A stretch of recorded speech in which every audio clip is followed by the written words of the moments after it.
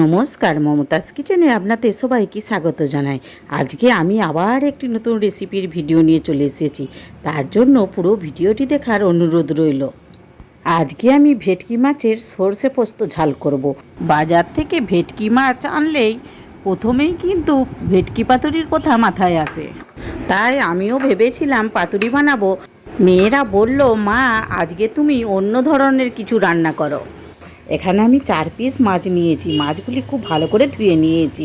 মাছের মধ্যে লবণ, হলুদ আর একটু লেবু মাখিয়ে নেব। লেবু মাখালে কি বলুন তো, মাছটা বেশ গোটা গোটাই থাকবে আর মাছের স্বাদটাও কিন্তু খুব ভালো লাগে।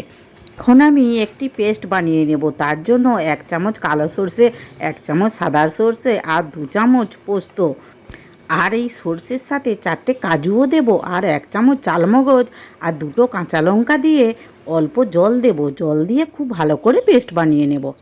এখন আমি ওভেনে কড়াই বসিয়ে দিয়েছি। কড়াই খুব ভালো করে গরমও করে নিয়েছি। কড়াইয়ের মধ্যে তেল দিয়ে দেব। তেলও খুব ভালো গরম হয়ে এসেছে। এখন আমি মাছগুলি দিয়ে দেব। তেলটা কিন্তু খুব ভালো করেই গরম করতে হবে, তা না হলে মাছ ভেঙে যেতে পারে।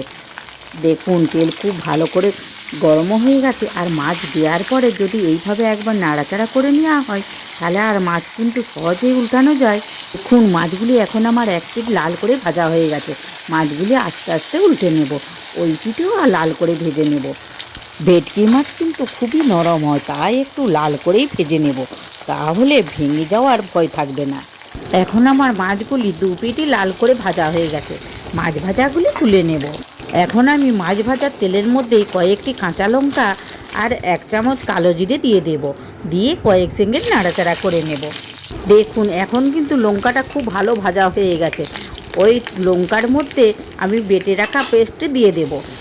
প্রথমে যখন রান্না করছিলাম আমার তো খুবই টেনশন হচ্ছিল, কে জানে প্রথম রান্না করছি কেমন হবে।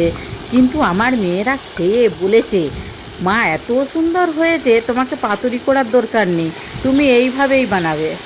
এখন আমি মশলার মধ্যে হলুদ, লঙ্কা আর স্বাদমতো লবণ দিয়ে দেব। আর মিক্সিটা ধুয়ে জলও দিয়ে দেব।